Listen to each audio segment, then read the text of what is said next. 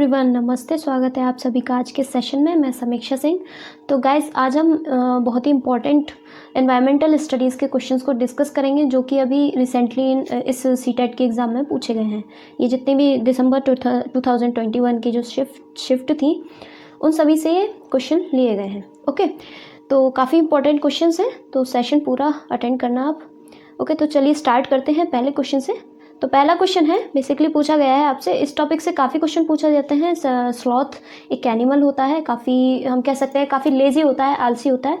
तो उससे रिलेटेड कुछ स्टेटमेंट है, आपको पता लगाना है कौन सा स्टेटमेंट बेसिकली उस एनिमल के रिगार्डिंग ट्रू है। ओके, तो पहला देखते हैं। Sloth live for 40 years and spend almost 17 hours a day sleeping while hanging upside down on a tree branch. Okay, तो बिल्कुल सही बात है। And sloth live for about 10 years and spend almost 20 hours a day sleeping while hanging down on a tree branch. तो ये आपका जो option है वो गलत है, और बाकी के जो ऑप्शन है वो भी गलत है। हम सीधी सी बात है कि जो स्लॉथ है उसकी जो लाइफ स्पेन होता है वो 40 ईयर्स होता है, और 17 आवर्स की उसकी स्लीप होती है। एंड देन अगर इससे रिलेटेड और चीज़ें देखें तो इसकी जो स्पीड होती है चलने की, ये इतना स्लो होता है कि ये 1 किलोमीटर में 1 घंटे में लगभग 0.27 किलोमीटर ही जा पाता है। ओके, इसकी स्पीड इतनी स्लो होती है, और ये अपनी पूरी लाइफ स्पेन में कुछ ही प्लांट पे रहकर अपना पूरी लाइफ को गुजार देता है, और जिस पेड़ पे रहता है उसी पेड़ की ये पत्तियां खाता है। ओके, तो ये थी कुछ इंपॉर्टेंट चीज़ें। इस टॉपिक से काफ़ी क्वेश्चन पूछे जाते हैं। स्लॉथ हुआ आपका, एलिफेंट हुआ, और डेजर्ट ओक से एक क्वेश्चन कवर किया है, उसे हम डिस्कस करेंगे अभी। ओके, सेकंड क्वेश्चन है, a group of 3 states having Arabian sea on one side is. Okay, तो सबसे पहले हम देख लेते हैं बेसिकली अरेबियन सी है कहाँ पे, किस साइड में है। अगर बात की जाए तो ये जो पार्ट है ये गुजरात वाला पार्ट है, एंड ये इंडिया, और इधर साइड में वेस्ट बंगाल, एंड देन इधर नॉर्थ ईस्ट आ जाता है। ओके, तो ये जो पार्ट है वो तो है बे ऑफ बंगाल, ये बे है बंगाल का, और यहाँ पे जो है ये नीचे की साइड में ये पूरा जो रीजन है ये है इंडियन ओशन, ये है अरेबियन सी। ओके, ये अरेबियन सी है। तो अगर बात की जाए, इसमें क्वेश्चन में आपसे पूछा गया है कि अरेबियन सी के साइड में कौन कौन से स्टेट्स आते हैं, यानी कोस्टल एरियाज ऐसे कौन से हैं जो अरेबियन सी के साइड में लगते हैं। तो देखते हैं हम। ओके, तो केरला, कर्नाटक, महाराष्ट्र, एंड केरला, कर्नाटक, आंध्र प्रदेश, उड़ीसा, आंध्र प्रदेश, महाराष्ट्र, एंड महाराष्ट्र, केरल, वेस्ट बंगाल। तो देखिए, वेस्ट बंगाल इधर साइड में आता है, ठीक है, वे ऑफ बंगाल की साइड में, तो ये आपका ऑप्शन गलत हो गया। ऐसे ही उड़ीसा इधर साइड में आता है, ये भी आपका ऑप्शन गलत हो गया, ठीक है। और अगर बात की जाए आंध्र प्रदेश की, वो इस साइड में आता है, तो ये भी आपका ऑप्शन रॉन्ग हो गया है, ठीक है। तो आपका जो ए ऑप्शन है वो बिल्कुल करेक्ट है, यानी केरला, कर्नाटक, महाराष्ट्र।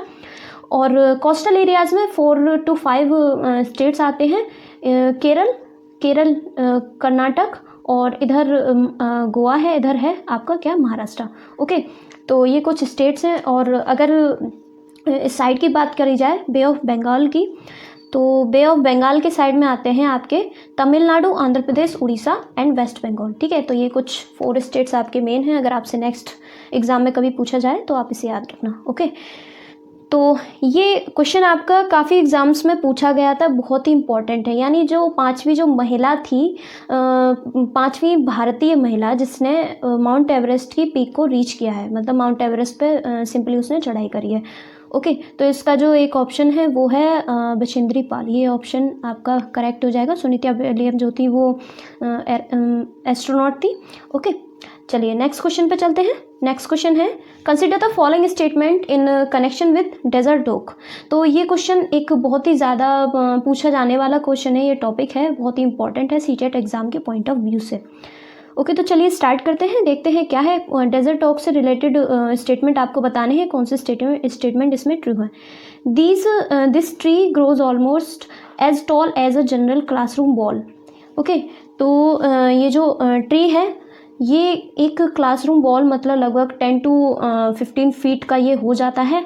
और this tree is found in Abu Dhabi, and the trunk to this tree stores water. Local people drink this water using pipes as and when need arises. Okay, ये आपका option बिल्कुल correct है। and the root of this tree go nearly 30 times its height till they reach water. And आपका last जो option है वो है this tree has large number of branches of full leaves. तो बेसिकली डेजर्ट ओक की अगर हम बात करें तो ये एक डेजर्ट प्लांट होता है और डेजर्ट प्लांट पे बेसिकली लीव्स नहीं होती। ओके, वो लीव्स होंगी लेकिन बहुत ही ज़्यादा कम होंगी उस प्लांट पे, क्योंकि फोटोसिंथेसिस में ज़्यादा वाटर लॉस ना हो, इस वजह से ये डेजर्ट एरिया के जो प्लांट होते हैं वो अपने आप को उसमें ट्रांसफॉर्म कर लेते हैं। ठीक है, मोस्टली स्पाइंस होते हैं इस टाइप के प्लांट्स में, जो भी डेजर्ट एरिया के प्लांट्स होते हैं। और अगर सेकंड ऑप्शन की बात की जाए तो ये आबू धाबी में नहीं, ये ऑस्ट्रेलिया में पाया जाता है। ठीक है, ऑस्ट्रेलिया में सबसे ज़्यादा अबंडेंट प्लांट है वहाँ के डेजर्ट एरिया का। ओके, और ये बहुत ही ज़्यादा लंबा हो जाता है। ठीक है, 10 to 15 फीट का हम इसे कह सकते हैं, जनरल क्लासरूम वॉल के लेंथ के जितना। और इसकी जो ट्रंक होती है वो वाटर को स्टोर करके रखती है, क्योंकि ये डेजर्ट एरिया है, वहाँ वाटर नहीं होता, तो इसकी जो जड़ें होती हैं वो बहुत नीचे चली जाती है, मतलब जितना इसकी हाइट होगी ना उससे काफ़ी नीचे चला जाएगा। ओके, तो इस वजह से ये इसका जो स्टेम होता है इस टाइप के जो प्लांट का, वो अपने अंदर वाटर को स्टोर करके रखता है। आपने अगर कैक्टस के बारे में पढ़ा होगा तो आपको ये चीज़ समझ में आ रही होगी। ओके, तो आपका इसमें जो ऑप्शन है ए ऑप्शन वो करेक्ट हो जाएगा, यानी ए सी डी। ओके, ए सी और डी। ओके, तो इस टाइप के जो बेसिकली जो क्वेश्चंस होते हैं आप उन्हें रिलेट करके भी कर सकते हैं, कोरिलेट करके कि इससे रिलेटेड जो हमने पढ़ा है, ठीक है, चीज़ें ऑब्जर्व करी हैं तो क्या हो सकता है। ओके, ज़रूरी नहीं होता कि सब चीज़ें याद करके रखी जाएं। एंड हम नेक्स्ट क्वेश्चन पे जाते हैं। नेक्स्ट क्वेश्चन है the best period for the people of Bihar state the process of bee keeping is. जो बिहार स्टेट है वहाँ पर बेस्ट जो टाइम पीरियड होता है मधुमक्खी पालन का वो कौन सा टाइम होता है। तो जुलाई टू सितंबर, अप्रैल टू अगस्त, अक्टूबर टू दिसंबर एंड जनवरी टू मार्च। इसका बेसिकली जो बेस्ट जो टाइम है वो अक्टूबर टू दिसंबर है। सिंपल सा स्टेटमेंट है। ओके, तो चलिए नेक्स्ट पे चलते हैं। नेक्स्ट क्वेश्चन है Sheela has taken up sub theme animals to teach class third students, यानी प्राइमरी के स्टूडेंट्स हैं थर्ड के। Which of the following activities will be beneficial for extension of their learning, मतलब उनके अधिगम के विस्तार के लिए इनमें से कौन सी जो एक्टिविटी है वो बेनिफिशियल होगी जब वो एनिमल थीम को क्लास में पढ़ा रही है। किस क्लास के स्टूडेंट्स को? थर्ड क्लास के को। तो reciting names of local animals from the poem. Reciting basically bar bar recite करना, रिपीट करवाना पोएम के थ्रू, उनको रटवा देना उस चीज़ को। और सीइंग पिक्चर्स ऑफ जू एनिमल्स एंड लोकल एनिमल्स। अगर हम उसे एनिमल्स की पिक्चर्स दिखाएंगे इन बच्चों को तो ये बच्चे इतना चीज़ों को जो फिजिकली देखते हैं उन्हीं को ईजिली रिकॉग्नाइज कर पाते हैं, उनको ईजिली याद कर पाते हैं। ठीक है, अगर हम उन्हें सिर्फ पिक्चर्स दिखाएंगे तो वो उन्हें इतना अच्छे से नहीं समझ पाएंगे। ठीक है, तो ये आपका ऑप्शन गलत होगा। पहला भी आपका ऑप्शन गलत होगा, सेकंड भी होगा। एंड अगर फोर्थ की बात की जाए seeing cut out of animals, तो seeing cut out of animals अगर हम उनके फिगर्स जैसे उनकी छोटी छोटी मूर्तियां हैं और एक बेसिकली हम कह सकते हैं TLM के तरीके से हम उन्हें दिखाएंगे तो उससे वो ऑब्जर्व करेंगे no doubt, but it is not good method of their extension of their learning. Okay, तो इसका जो ऑप्शन 3 है अगर पॉसिबल है तो आप उन्हें बच्चों को जो एनिमल्स हैं उनको जू में ले जाएंगे दिखाने के लिए। ठीक है, तो चलिए नेक्स्ट पे चलते हैं। Which of the following strategy is most appropriate for teaching EVS to the cognitively impaired students? तो सबसे पहले हम समझते हैं cognitively impaired students कौन से होते हैं, जो अधिगम मतलब वो मेंटल लेवल उनका डाउन होना, उन्हें चीज़ें देर से समझ आना, ना समझ आना। ओके, तो इस टाइप के स्टूडेंट्स को आप EVS किस तरीके से सिखा सकते हो, यानी एनवायरमेंटल स्टडीज़ कैसे सिखा सकते हो, सब्जेक्ट से रिलेटेड इन्फॉर्मेशन देना। ओके, तो ऑप्शन हैं make a mixed peer group in class, तो मिक्स पीयर ग्रुप में भी आप कर सकते हो ऐसा। Develop more of audio lessons to teach, ये भी हो सकता है, अगर ऑडियो लेसन्स का यूज़ करोगे तो वो थोड़ा सा कंसंट्रेट कर पाएंगे, but it is not effective I think. Okay, and fourth option है use more of tactile teaching, tactile मतलब टच करके वो बच्चा सीखेगा। यहाँ पे विजुअली इम्पेयर्ड स्टूडेंट नहीं है, यहाँ पर कॉग्निटिवली इम्पेयर्ड स्टूडेंट है। ओके, तो ये ऑप्शन आपका गलत हो जाएगा। ये भी ऑप्शन आपके गलत हैं। ये थर्ड ऑप्शन मोस्ट अप्रोप्रिएट है। जब किसी भी बच्चे को आप कोई भी टास्क दे रहे हो तो उसको टास्क को छोटे छोटे पार्ट्स में डिवाइड करो एंड जिससे वो उनको अरेंज कर करके मतलब पहले एक टास्क एक पार्ट सीखा है, दूसरा सीखा, फिर उनको कंबाइन करके वो उस चीज़ को पर्टिकुलर चीज़ को सीख पाएगा। ओके, थर्ड ऑप्शन आपका इसमें करेक्ट हो जाएगा। तो चलिए नेक्स्ट क्वेश्चन पे चलते हैं। नेक्स्ट क्वेश्चन है the word comprehensive in continuous and comprehensive evaluation is related to. ये क्वेश्चन बेसिकली आपका CCE से पूछा गया है, सतत एवं व्यापक मूल्यांकन से। तो इसमें जो कॉम्प्रिहेंसिव जो वर्ड है उसका मीनिंग क्या है? अगर बात की जाए इवैल्यूएशन की, इवैल्यूएशन होता है मूल्यांकन, मतलब बच्चे ने कितना सीखा उसका मूल्यांकन करना, ठीक है, एक वैल्यू में बांधना उसको। और continuous and comprehensive evaluation, continuous होता है निरंतर चलते रहना, मतलब पूरे साल उसका इवैल्यूएशन चलता रहेगा। और कॉम्प्रिहेंसिव का मतलब होता है उसका ओवरऑल इवैल्यूएशन, मतलब स्टडी में कितना करता है, ओके, अदर एक्टिविटीज़ में लाइक खेलने में, ओके, एंड अगर और हम कह सकते हैं जो करिकुलम एक्टिविटीज़ होती हैं, फंक्शंस होते हैं, उनमें क्या किस तरीके से परफॉर्म करता है, एंड पर्सनैलिटी। तो उसका बिल्कुल हम कह सकते हैं ओवरऑल उसका इवैल्यूएशन किसका, बच्चे का, ठीक है। तो ये आता है आपका CCE में। तो इसके ऑप्शंस देखते हैं, कॉग्निटिव लेवल, को curricular activities, holistic development and scholastic areas.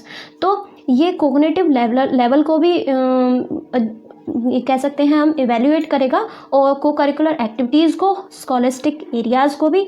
तो ये जो थर्ड ऑप्शन है, थर्ड ऑप्शन ये तीनों ऑप्शंस को कंप्राइज करता है। ओके, तो ये थर्ड ऑप्शन आपका करेक्ट हो जाएगा, यानी समग्र विकास को, समग्र विकास से, ठीक है। तो चलिए नेक्स्ट पे, नेक्स्ट क्वेश्चन है आपका, प्राथमिक स्तर पर पर्यावरण अध्ययन की थीम कौन सी है?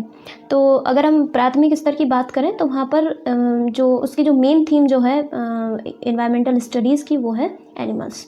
ओके, तो चलिए नेक्स्ट पे चलते हैं। नेक्स्ट क्वेश्चन है हमारा तरुण। ये क्वेश्चन थोड़ा GK की तरफ चला जाता है और नहीं पता होता काफ़ी लोगों को इसके बारे में। तो चलिए देखते हैं। Tarun Bharat is an organisation that work for conservation of water. The person heading the organisation is one of the following.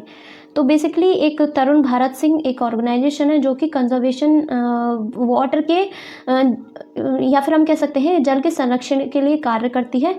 इसके जो मेन पर्सनैलिटी हैं वो कौन से हैं, आपको इसमें से देख करके बताना है। तो इसका जो मेधा पाटिकर बिलोंग करती है नर्मदा बचाओ आंदोलन से, और सुरेंद्र लाल भगोना ये भी आपके नहीं है। इसका ऑप्शन आपका जो करेक्ट है वो है राजेंद्र सिंह। अगर राजेंद्र सिंह की बात की जाए तो राजेंद्र सिंह को वाटरमैन ऑफ इंडिया भी कहा जाता है। ओके, तो आपका जो थर्ड ऑप्शन है वो एकदम करेक्ट हो जाएगा। तो चलिए नेक्स्ट पे चलते हैं। What is the main reason for depletion of ground water level, यानी जो वाटर लेवल है उसके कम होने का क्या रीज़न हो सकता है, मेन रीज़न, ठीक है। तो ऑप्शन है the rains are less frequent, tree cover has reduced, tubewells and hand pumps are used in irrigation, and the course of river is being changed and dam built. अगर देखा जाए तो आपको लग रहा होगा कि चारों ऑप्शन सही हैं, इसमें से सेलेक्ट कौन सा करें। तो आप स्टूडेंट्स कभी किसी को टिक करते हैं, कभी किसी को, लेकिन इस टाइप के क्वेश्चन में ज़रूरी होता है कि मोस्ट अप्रोप्रिएट ऑप्शन क्या है, मतलब जो सबसे ज़्यादा अफेक्ट कर रहा है चीज़ों को। ओके, तो पहला ऑप्शन है the rains are less frequent, बिल्कुल सही बात है। अगर बारिश कम होगी किसी एरिया में तो डिप्लेशन हो जाएगा ग्राउंड वाटर लेवल का, ठीक है। And tree cover has reduced, tree cover अगर कम होगा, यानी अगर हम बात करें ट्री कवर की, ट्रीज जो होते हैं वो मॉइस्चर को एनक्लोज करके रखते हैं, ठीक है। अगर नहीं होता वो जगह बंजर हो जाती है, ग्राउंड लेवल भी नीचे चला जाता, ग्राउंड वाटर लेवल उसका नीचे चला जाता है। एंड अगर हम फोर्थ ऑप्शन की बात करें, the course of the river being changed, यानी जो नदियां हैं उनका जो पाथ है वो बदल दिया गया है और उन पर क्या बना दिए गए हैं, बांध बना दिए गए हैं। तो जो नेचुरल जो सोर्स था वो हट गया, ठीक है। तो ये भी आपका ऑप्शन सही हो जाएगा, यानी तीनों ऑप्शन आपके सही हैं। तो लेकिन अगर हम थर्ड ऑप्शन की बात करें, tubewells and hand pumps are used for irrigation, अगर बात की जाए ट्यूबवेल्स की तो इसमें थाउजेंड लीटर वाटर सेकेंड्स में निकलता है, ठीक है, एक ट्यूबवेल में से। और जितना एक हम कह सकते हैं एक फार्म में ज़रूरत होती है किसी भी पर्टिकुलर क्रॉप को इरिगेट करने के लिए, उससे कहीं ज़्यादा उस एरिया में वाटर को सप्लाई कर दिया जाता है, ठीक है। यानी इरिगेशन के लिए वाटर को सप्लाई कर देते हैं जहाँ पर सबसे ज़्यादा वेस्टेज होती है वाटर की, ठीक है। तो यही मेन रीज़न है depletion of ground water level का। ओके, तो चलिए नेक्स्ट पे चलते हैं।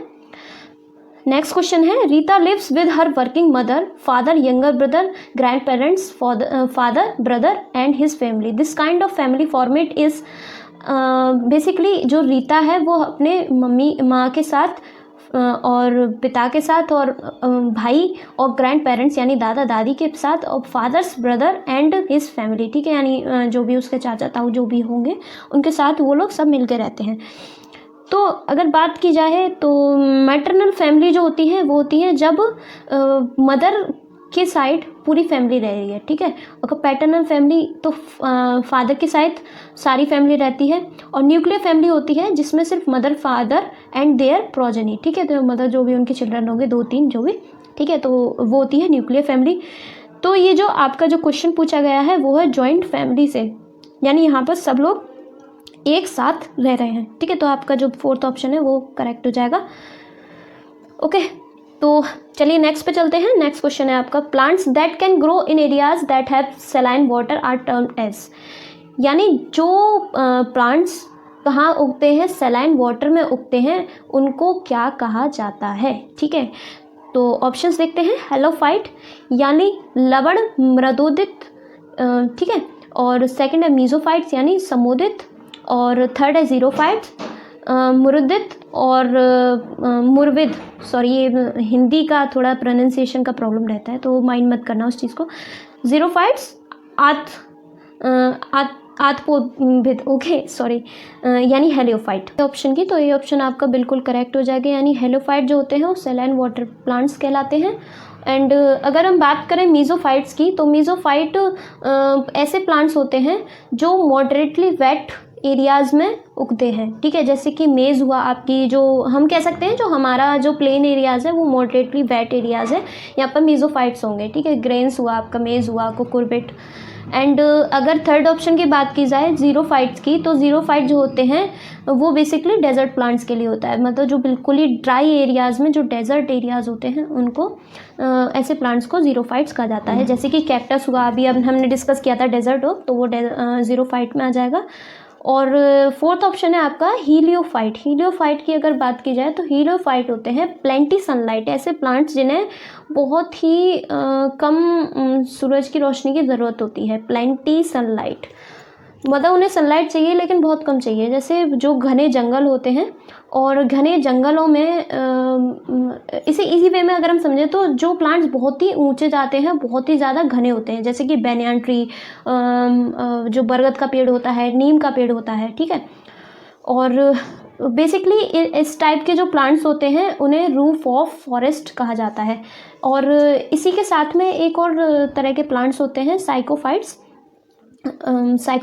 जो कि लो सनलाइट्स में उगते हैं, जैसे कि जो हर्ब्स होती हैं वो ज़मीन से कुछ ऊपर ही उगती हैं, उनकी हाइट इतनी नहीं जाती, तो उनको क्या कहा जाता है, साइकोफाइट्स। ओके, चलिए नेक्स्ट क्वेश्चन पे चलते हैं। नेक्स्ट क्वेश्चन है, the painting that depicts a story in which only natural colours are used, paintings are called as चित्रकाठी।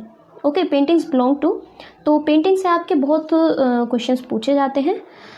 तो अगर हम देखें तो अगर पेंटिंग्स की बात की जाए तो ये जो ऑप्शन है आपका, ये ऑप्शन महाराष्ट्र, ये बिल्कुल करेक्ट हो जाएगा।